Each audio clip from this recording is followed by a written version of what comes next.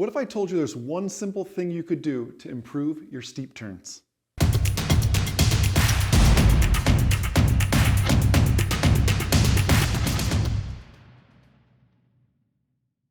Hey everyone, Jason Shepard here, MzeroA.com. Welcome into Mock Check Ride May, where all this month we're working on amazing ways to improve your flying, making you the best pilot you can be, the best version of yourself, always learning, making you that safer, smarter pilot.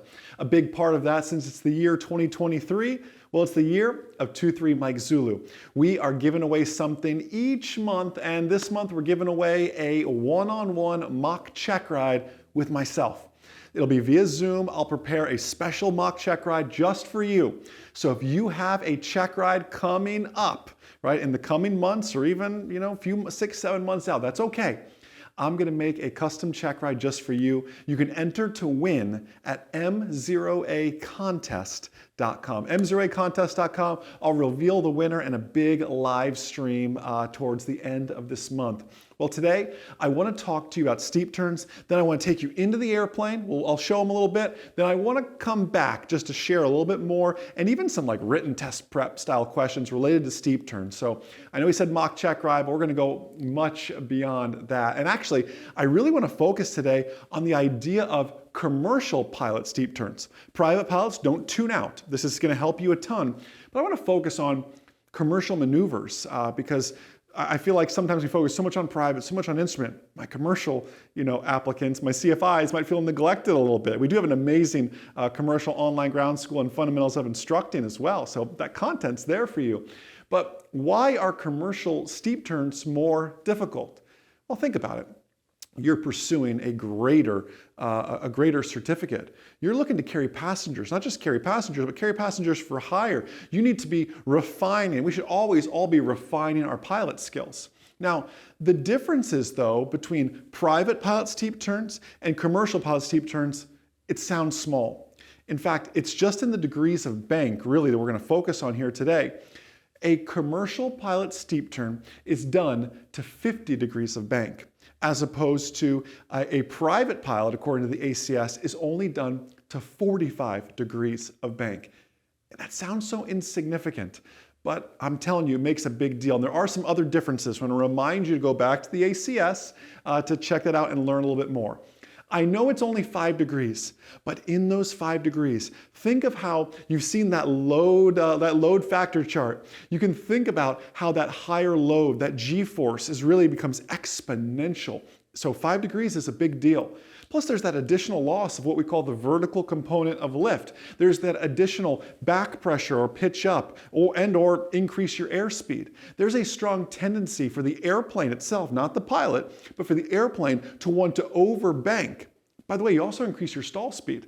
Have you ever done an accelerated stall? By the way, an accelerated stall says, I'm in this bank, I pitch back so much. Have you ever done a steep turn and you've heard the stall warning horn chirp? You had all the ingredients for what's called an accelerated stall. Everybody thinks a stall is just, hanging by the prop, oh, and I stall. No, you can do an accelerated stall and stall that airplane at 90 knots in that environment as well. So just be mindful of that. So knowing that, why don't we head over to the airplane real quick and I'll show you what I mean. And I'll show you that one big tip that's going to really help you improve your steep turns. Let's start with why do we even do steep turns? For that, we can go to the Airplane Flying Handbook, which says the objective of the steep turn is to develop a pilot's skill in flight control smoothness and coordination.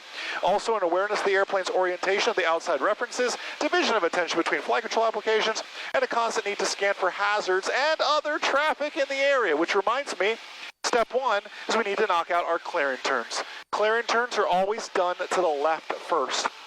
Why do I do clearing turns?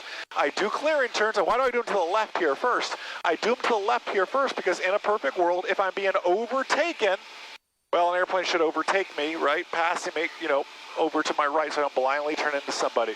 So I'm going to be flying around here, and maybe you're noticing something. You're saying, Jason, you're really hands-free on this. I'm a big fan of this kind of hands-free, fly it with 2 fingers kind of flying here. More on that in just a second. By the way, the vertical speed's blank. If you can see it, I went to -50. There, it's back to blank. Just looking around, and now let's go back to the right here. I'm big into a nice, trimmed up airplane. Trim is a poor man's autopilot. Add that to your notes. It's so important. People want to fight with trim all the time. Trim should be working for you. All right. So the next little step here is we need a really good exterior point, because steep turns are all about, right, situational awareness and having a great point. They're all about looking outside as well. So I'm going to use Marco Island right here as my point. Now, here's the next step. I teach the trim technique. Show of hands, put it in the comments. Who's used the MzeroA trim technique? I'm going to show it to you here quickly. You ready? So, we're level. We're 3,400 feet. All right, we're level. We're going to hold this right here, and I'm going to go ahead and watch this. Verify I'm clear to the left. I sure am. I'm trimmed up nicely, hands-free, right? I'm going to roll in, and I'm going to go 3 rolls of trim. 1, 2, 3. Do you see there are 3 complete rolls of trim? And watch this. Look where my hands are, and look where the airplane nose is. It's all about slicing that nose across the horizon. Slice. Oh, the nose is dropping a little bit on me. Let me pick it up just for a second there. I got to get a little bit more coordinated. There we go. Coming around. Life's looking good into that sun. Squint your eyes with me as we come through that sun. Slicing that nose across the horizon. Hey, guess what? Here comes Marco Island. We need to push forward a little bit here. Roll out 1, 2, 3. Take a peek at our altitude here, like we never even left, 3,400 feet. Now, it works to the right as well. Verify we're clear right. It's going to be, I say 4 rolls. Some airplanes, it's 3.5 rolls. This is all dependent on your airplane, by the way. Let's roll it to the right. 1, 2, 3, and we'll give it a 4th here. And we slice it across the horizon. What do I mean when I'm saying slice it across the horizon? This is a visual maneuver. Now, you need to divert your attention inside and outside, but I want you to grab a rivet line. Grab a rivet. Grab that piano hinge. Grab something, and you should place it on that horizon and slice it all the way across. And if that point climbs up like it is right now, you can push that nose forward, or you can take some bank out of there as well. Oh, there's my wake. And we roll out, push forward, because you got all that trim in as you roll out. 1, 2, 3, 4. And we roll it out just like that. And we're back to just about level flight where we started. Why does that work? Well, we're working with our horizontal and our vertical components of lift as we make that. I'll make another turn here while I talk to you for just a second here. You can utilize this. People say, oh, they won't let me do that on my check ride. You're allowed to use all available cockpit resources. Let me tell you, trim is a resource you can use. I want you to learn how to do it, hand fly in the airplane. I want you to learn how to do it with trim as well. I don't want you to go on your check ride and go like this and go, hey, check that out. I don't want you doing that either. I want you to fly the airplane while you do it. I just went hands-free to demonstrate that you can get this airplane, you can get such a command of this airplane to get it to do what you want it to do. That's where I really want you to look at. Now, if we could dig a little bit deeper here, and actually I want to show you a quick animation from inside the online ground school, real quick, and I want to go over some risk management things as we talk about this. So it says, does the applicant demonstrate the ability to identify, assess, and mitigate risk encompassing the failure to divide attention of airplane control and orientation, collision hazards to aircraft and terrain, low altitude maneuvering including stall, spin, CFIT, and distractions, loss of situational awareness, or disorientation? Can you see with that 360 I just showed you in that animation how that can, right, any of that can sneak in on you. Any of that can really happen with all of that. Now, on top of that, the FAA also gives us 13, believe it or not, 13 what they call common student pilot errors that people make. Tell me if you ever made any of these mistakes on a steep turn. Not clear in the area, inadequate pitch control on entry or rollout. There's your trim technique, right? Gaining or losing altitude, failure to maintain a constant bank angle, poor flight control, ineffective use of trim. Wow, number 6 is the ineffective use of trim.